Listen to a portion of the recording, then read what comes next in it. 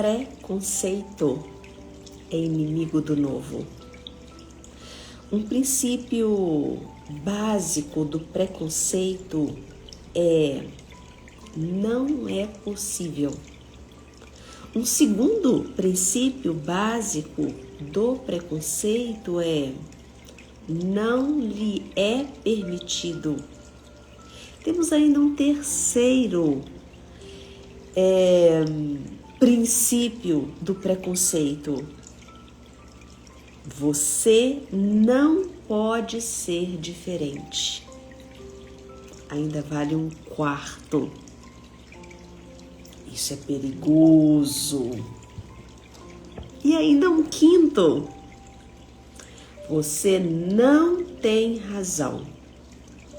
E um sexto: tudo fica como está. Tudo isso é sobre o preconceito que carregamos dentro de nós.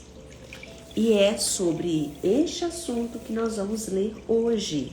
O texto é Preconceitos, do livro de Bert Helling, Êxito na Vida, Êxito na Profissão.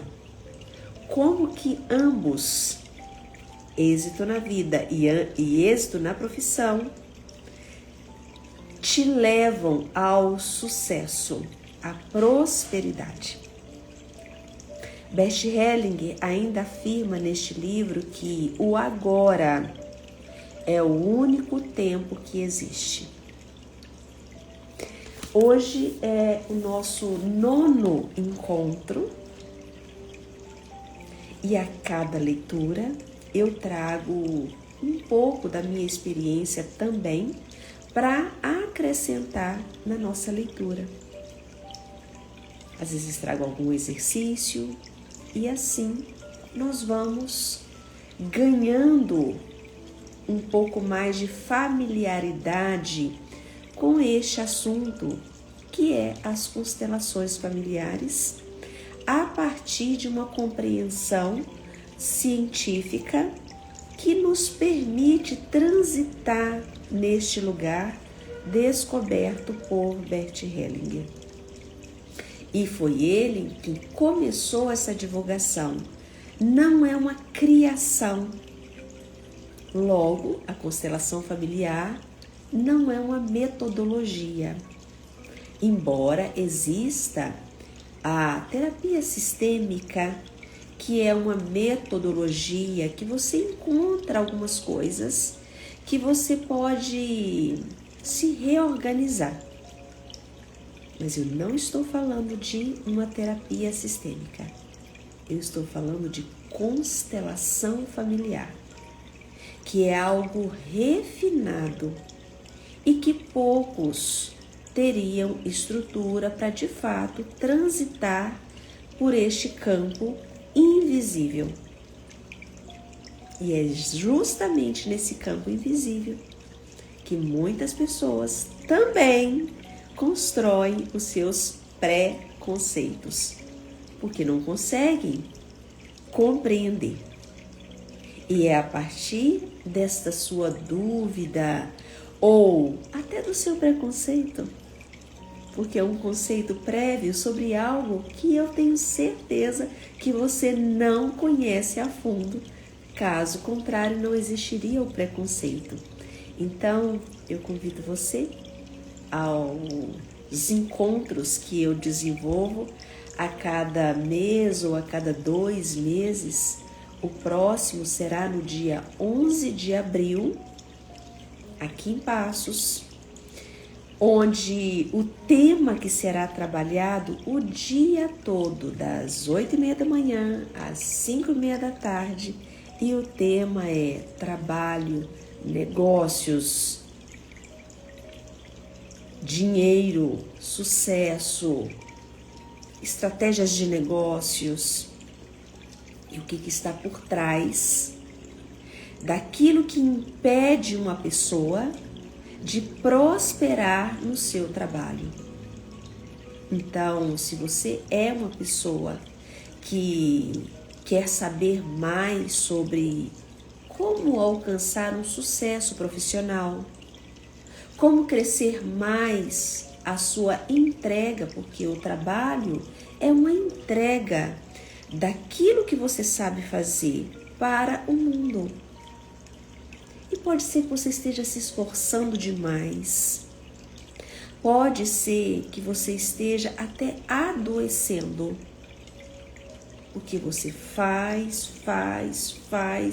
monta estratégias e acredita que agora vai, e você dá 2 passos para frente e 5 passos para trás.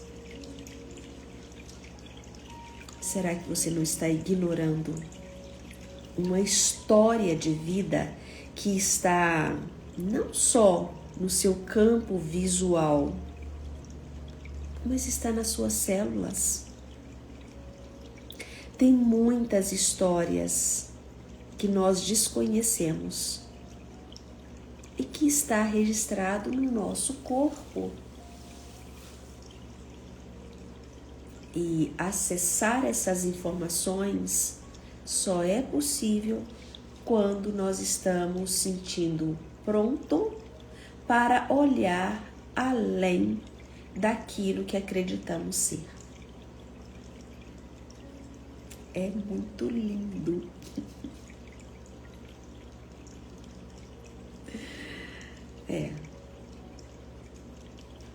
Bom, vamos ao texto. Preconceitos. Gira seus ombros. Prepare-se para esta leitura. Espreguiça, estica seu corpo.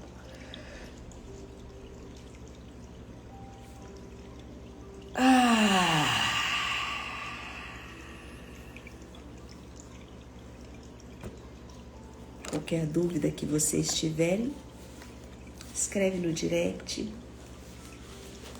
ou nos comentários.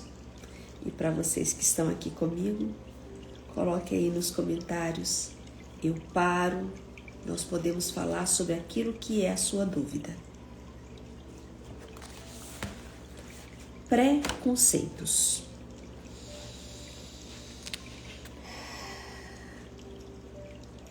Quando julgamos um assunto ou uma pessoa, um grupo ou um produto, sem conhecê-lo realmente, falamos de um preconceito. A maioria dos preconceitos reduz algo ou alguém com o seu julgamento, sem conhecimento detalhado da situação. Qual é o efeito de tal preconceito? Colocamos um limite a nós e ao outro. Então, o preconceito é como se fosse um muro colocado entre a pessoa e aquilo que ela julga. Nem eles, nem nós podemos com tal preconceito. No sentido restrito, isso tem o efeito de uma condenação. Nós nos convertemos em juízes dos outros e do que eles podem oferecer. Algumas vezes, também nos convertemos em seus carrascos. Como lidamos com isso quando nós mesmos nos tornamos vítimas de tais preconceitos? E aí? Quando lidar com o preconceito, quando você é a vítima do preconceito?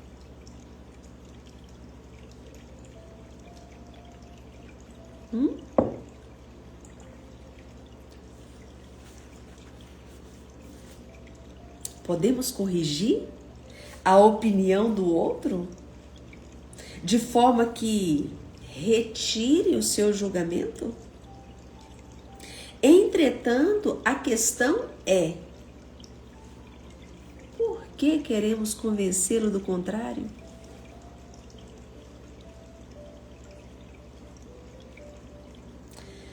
E aqui Bert Helling vai tocar no ponto muito sutil, que eu gostaria que você, que é pai ou mãe,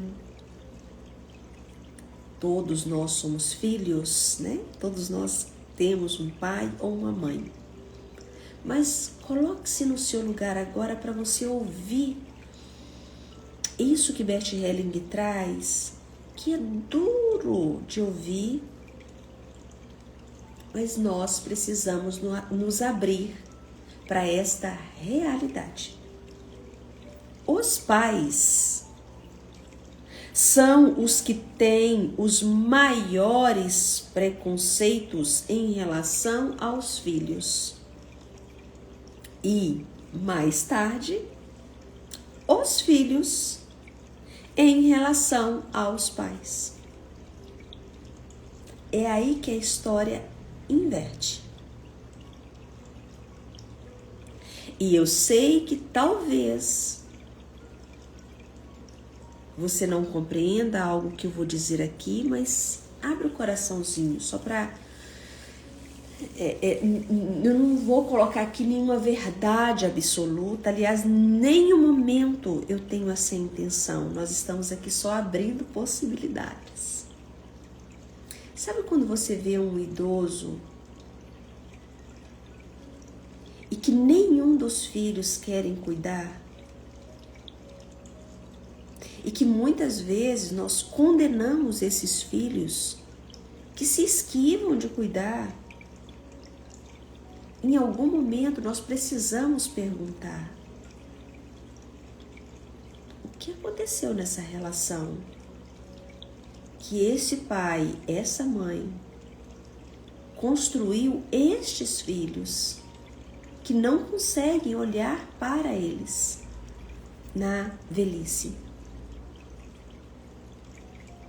Então, se por um acaso você teme a sua velhice, acreditando que talvez os seus filhos não olhariam para você, dando a assistência que seria natural, assistencialismo seria algo natural de um filho dar aos pais sem nenhum peso. Cuide da sua relação com os seus filhos hoje. E não é impondo a eles medo ou algo que possa gerar uma obrigação, mas permitindo que eles sejam eles mesmos, onde você está dando condições para que eles possam voar.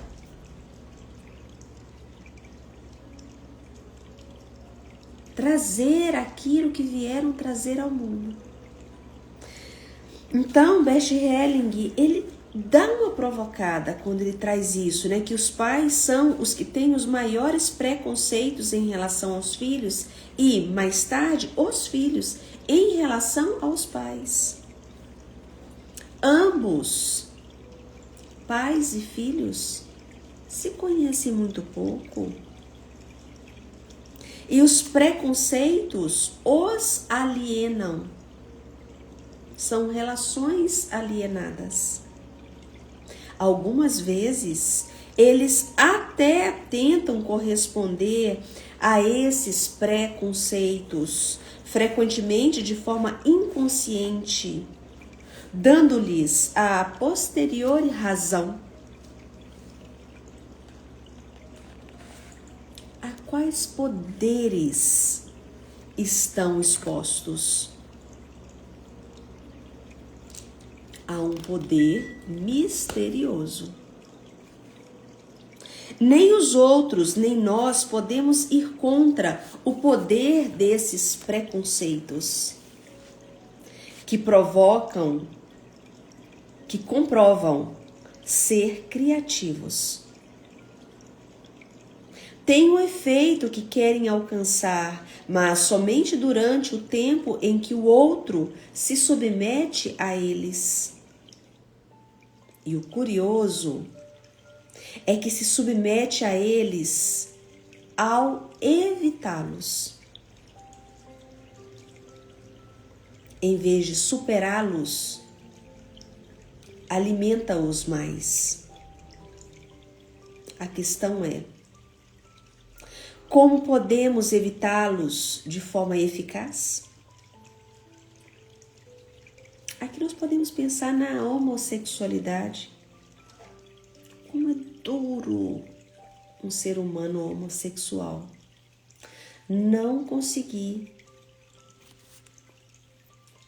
ser, porque isso não é uma escolha. Quando um pai, uma mãe ou qualquer pessoa fala escolheu ser homossexual, isso é um julgamento, isso é uma imposição sobre a natureza de um ser humano. Não estou levantando nenhuma bandeira, eu só estou convidando você a ter um olhar mais amplo, sabe por quê? Muitos homossexuais, inclusive, alimentam preconceito da própria família, se distanciando, ganhando uma distância tal que ele fica isolado do seu próprio sistema. E este isolamento definha uma pessoa. E quem fez isso? O próprio sistema familiar. Então, o preconceito é um inimigo do novo. Por meio de um preconceito, nos defendemos do novo e de um novo desafio para nós e para os outros. E é aqui que Bert Helling traz 6 princípios do preconceito em forma de jargões. Olha as frases que Bert Helling traz. Veja se você identifica alguma delas. Ou você a usa, ou você escuta isso. Em algum momento, nós escutamos esse tipo de frase aqui, ó. Não é possível. Você quer fazer algo novo e tem alguém que diz, não é possível. Se você tem essa vozinha dentro de você do não é possível, é porque um dia você registrou isso, não é possível. E aí eu vou te dizer, o impossível é possível quando você dá o primeiro passo. Então, ele fala que o preconceito, ele vem com frases. Não lhe é permitido. Isso é um preconceito. Ah, esse restaurante não é para mim. Isso talvez você fala isso para você, né? Ou então você fala para alguém, ou então fala para o seu filho, né? Olha, esse restaurante não é para você. Esse amigo não é para você. Porque ele é mais de um status superior ou inferior. Não é para você. Se eles estão conectados.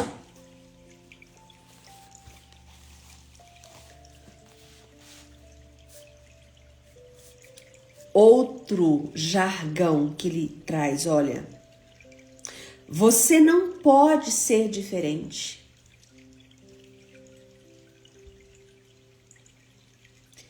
Vale aqui o exemplo da homossexualidade, né? Isso é perigoso, não vai lá não. Isso é um preconceito baseado em quê?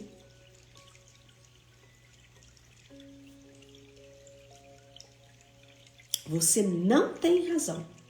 E aí você impõe a sua autoridade. Tudo fica como está.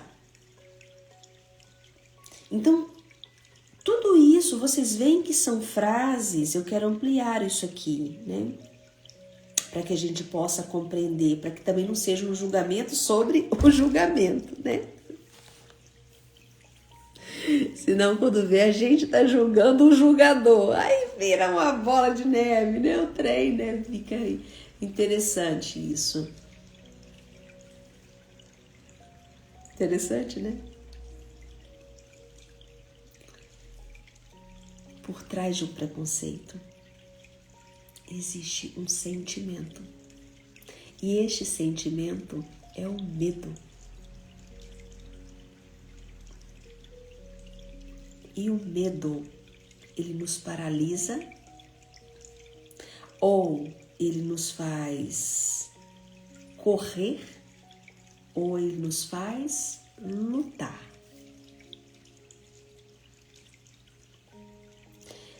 O medo, ele puxa um outro sentimento, que é a raiva. A raiva por não conseguir deslocar. E o que sobrepõe a raiva? A tristeza. Porque a vida vai ficando sem graça. Uma tristeza. E muitas vezes, para nós não nos depararmos com essas camadas, medo, raiva, tristeza, nós colocamos um sorriso no rosto, uma máscara, para dizer, tá tudo bem, aqui tá seguro. Ah, é isso mesmo. Ah, eu não prospero porque tem uma crise no país, e essa crise no país sai ano e entra ano, e por que algumas pessoas então prosperam? Mesmo com a crise no país. Ah, você tem aquele preconceito? Ah, é porque tá trapaceando. Ah, é porque isso. Ah, isso é preconceito também. Tudo para justificar o seu medo.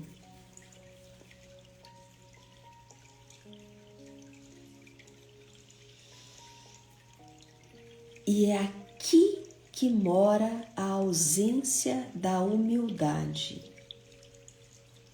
A ausência da humildade, por quê? Porque pedir ajuda seria algo muito humilde, né?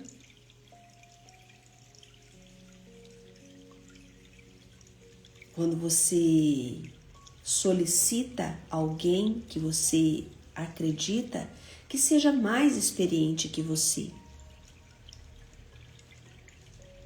que vai te ajudar a ver aquilo que você não está vendo. Isso é humildade.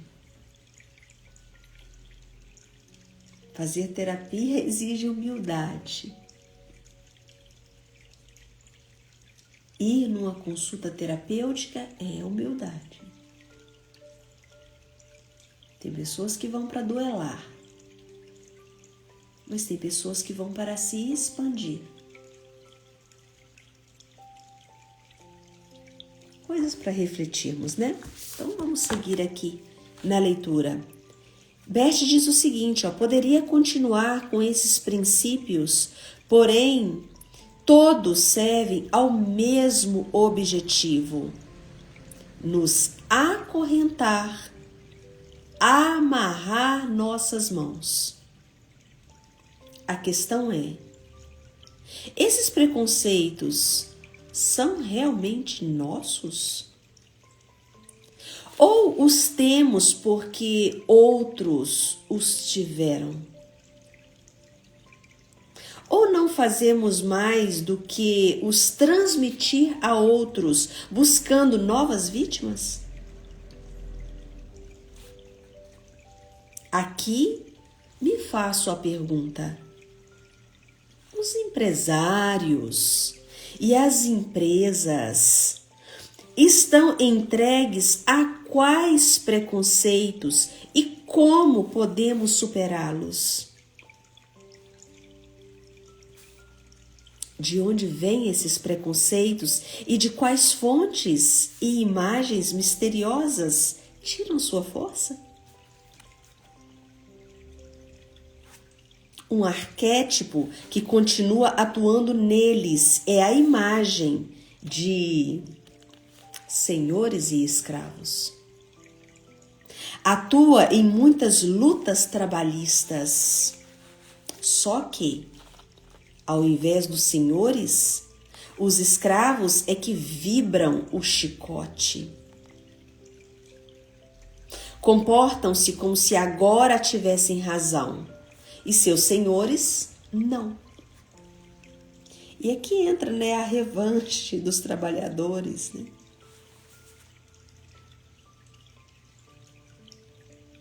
Aqui cabe levantarmos, inclusive, uma reflexão também. Por que será que a justiça brasileira, na área dos direitos, do direito, na área...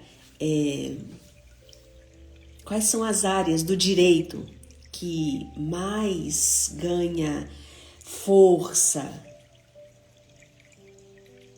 A área trabalhista, criminal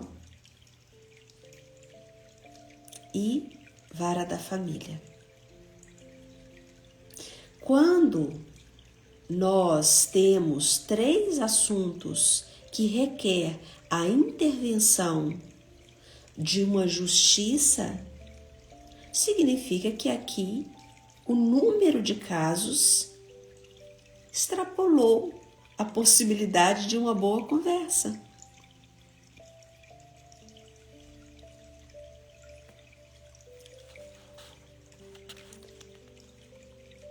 Algo para refletir, não? Porque essa imagem e preconceito continuam atuando também, alcançam muitos empresários. Também para eles é difícil se defenderem disso. Como se defenderem? Por exemplo, por meio de uma mecanização exagerada e outros métodos com os quais poupam os custos, tornando-se independentes dos funcionários. Vamos substituindo por máquinas, inteligência artificial, respostas automáticas. E aqui, Bert, é claro que eu estou exagerando aqui. O que faço é revelar os panos de fundo ocultos de alguns conflitos e, talvez, solucioná-los de uma forma diferente e mais rápida.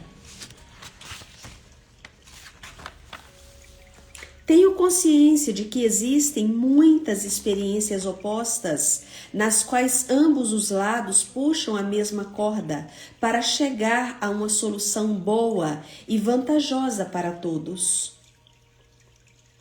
Aqui vou desconsiderar os efeitos globais desse preconceito, embora percebamos neles seu incrível poder oculto. Por exemplo, no comunismo e nos países nos quais ele se impôs. Porém, também nos extremos do capitalismo, que justificam o velho preconceito e o alimentam de várias formas. Quais possibilidades são oferecidas para superar na prática esses preconceitos? Então, Bert Helling propõe uma imagem. Ele nos convida a nos abrir. Olha o que ele diz. Propõe uma imagem, deixando em aberto como ela será em seus detalhes. Aqui entra o trabalho das constelações. É a nossa capacidade de abrir um campo de possibilidades. Qual é a imagem que nós estamos buscando num grupo de constelação? Então, o trabalho da constelação familiar, ela não é um método de colocar as coisas no lugar. É um campo que nós abrimos para aquela coisa se organizar a favor de todos. Por quê? Porque a vida não é preconceituosa. O amor não é preconceituoso. Por isso que Bert também fala que a grande alma, que ele chama de grande alma, o que? O mundo, o universo, o poder maior. Aqui não há preconceito. Por isso que este campo consegue organizar. Por quê? Porque a sua empresa, ela está a serviço do planeta. Não sei, talvez você venda maquinários para a agricultura.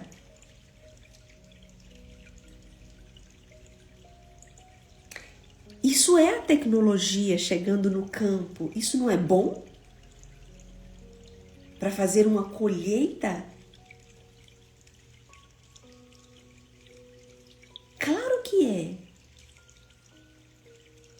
E se não está funcionando, será que é só a falta de chuva?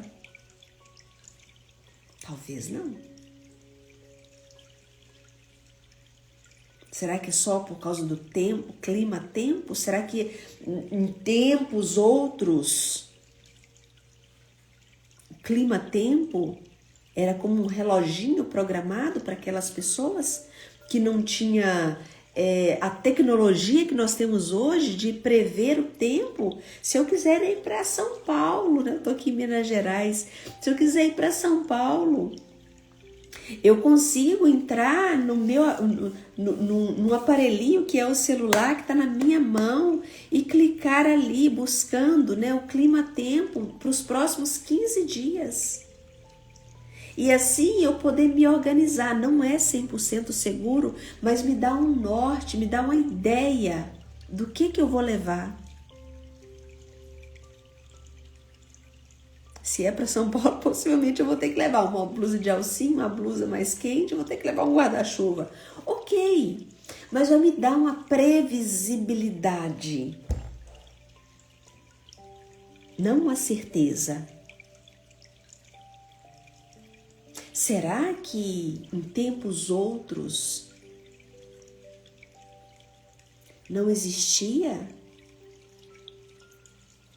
colheitas abundantes, colheitas que foram tudo para água abaixo? E mesmo assim as coisas aconteciam. Homens enriqueciam. Então, Bert Helling, ele foi muito minucioso nessas observações. Tem algo por trás do fracasso. E muitas vezes o fracasso é uma fidelidade. E isso nem é uma observação do Bert Helling. Onde que eu vou encontrar aqui? Eu não vou parar para procurar agora, mas Dr. Alexander Lowen, né, que foi o criador da análise bioenergética, que é a área de psicoterapia que eu trabalho. A análise bioenergética, ela vem da psicanálise e Dr. Alexander Lowen, que foi um médico psiquiatra americano, junto com o Dr. John Pierrakos, que um tempo eles se separaram e criaram uma outra escola, que é a Core Energetic, que trabalham na neurose, as dores emocionais. Então, Dr. Alexander Lowen, ele fala sobre o fracasso como sendo um alívio, inclusive. Muitas vezes fracassar é um alívio. E Helling, ele contribui muito para essa observação psiquiátrica. Porque é uma forma de pertencer. O fracasso te leva ao pertencimento. Porque sustentar um outro patamar pode ser difícil para você e você nem estava sabendo disso. É lindo, não?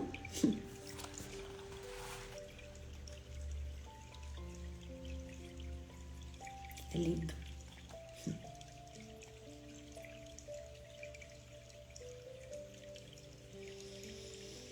Uau! Vamos seguir a leitura. Ele diz, portanto, como um casal que se encontra de bom modo quando ambos deixam suas famílias de origem atrás de si, dirigindo-se um ao outro, encontrando-se no meio do caminho, o empresário e os seus funcionários deixam para trás a velha imagem de senhores e escravos, dirigindo-se um ao outro de igual para igual, até se encontrarem no meio do caminho.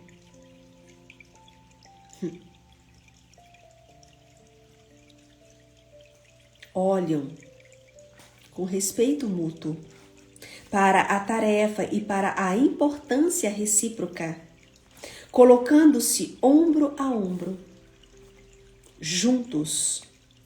Olham para algo ao qual servem, cada um à sua maneira especial, pois aquilo ao qual servem só tem êxito quando cada um contribui com o que lhe corresponde. Um ao lado do outro e juntos, cada um dependendo do outro para o sucesso comum. E mesmo assim, de uma forma própria e distinta. Assim como um casal que depois de certo tempo se desprende um do outro e olha junto para um terceiro, a quem no final servem a sua criança comum.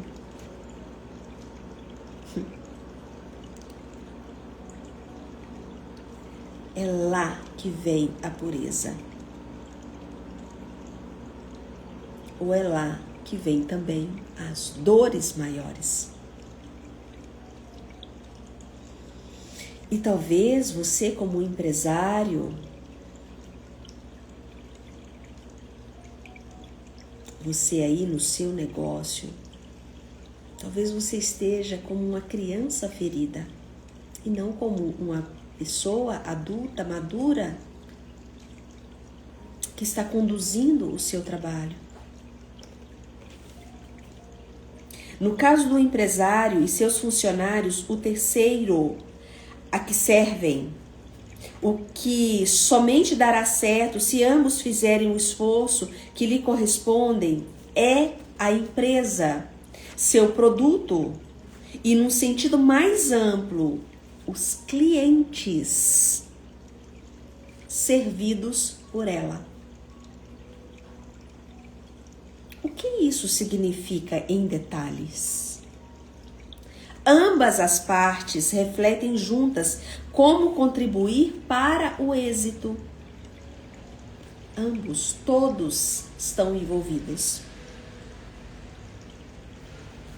Ambas as partes assumem para o êxito também sua parte da responsabilidade e dividem tanto o lucro como o risco. Em suas últimas consequências, isso significaria que, quando a empresa tem dificuldades, ambas as partes também dividem a perda. Somente dessa forma se tornam realmente uma comunidade de destino. Para mim, isso significa ainda outra coisa. Quando uma empresa tem dificuldade, o empresário intervém também com sua fortuna pessoal para a solução da crise.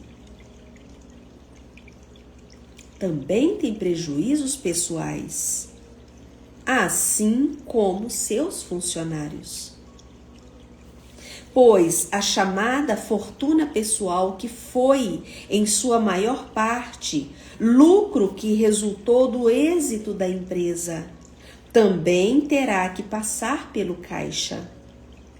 Numa situação inversa de dificuldades e perdas, para elas precisam ser superadas. Como disse, de um lado são apenas imagens, mas imagens poderosas, imagens com futuro. Na prática, já se efetivam em muitas partes, principalmente em pequenas empresas, nas quais a solidariedade de todos os participantes em nível humano e na responsabilidade compartilhada já há muito tempo contribuem para o seu êxito.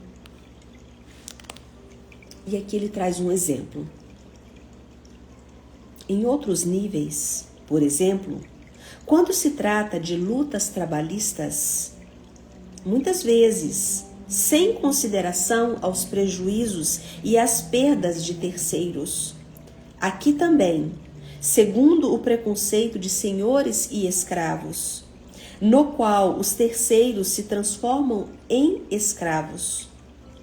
Essa outra imagem ajuda a superar o velho preconceito, depois de um certo tempo, para o benefício de todos.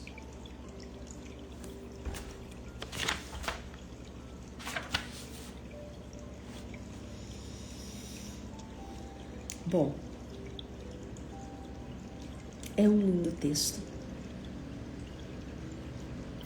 Espero que você possa se abrir para possibilidades, sem nenhum julgamento. Você pode se perguntar, será que eu estou carregando essa geração que veio antes e que de algum nível, sem que eu perceba, eu também posso estar me comportando ou vibrando aquilo que repele? Quem sabe? Porque isso é inconsciente, não é consciente.